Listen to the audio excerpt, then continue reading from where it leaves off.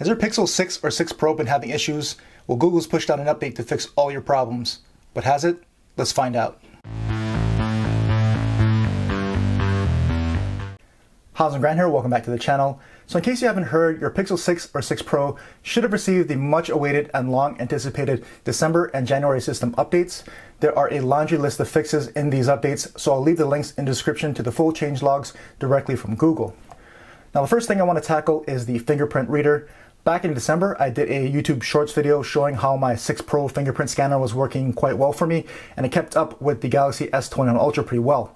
I have to say, not much has really changed since then. Both my Pixel 6 Pro and Pixel 6 fingerprint scanners have been working well before and after the update. It reads all fingers I have registered with no issues.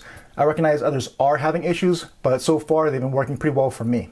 Now with that out of the way, everything has not been perfect, and there are a couple things that still seem to be an issue for me.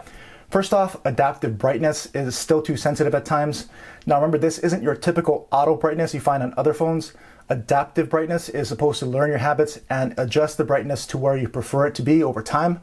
And so since using the 6 Pro from October, I've tried to train it by moving the brightness slider to where I want it, but I still find myself having to manually adjust it from time to time, and much more often than I really like. It does seem better than before the update, but not really quite where I want it to be. Another issue seems to be widely discussed, and that has been connectivity.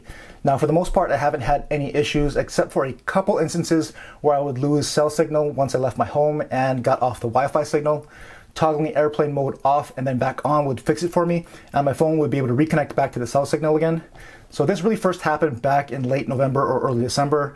I didn't have it happen again until a few days before I received the January update, and it really hasn't happened since. So I really can't say it's been totally fixed since it's only been a few days on this latest update. So we'll see how this works long term, and hopefully it really has been fixed. Now the last issue I had was with the camera app.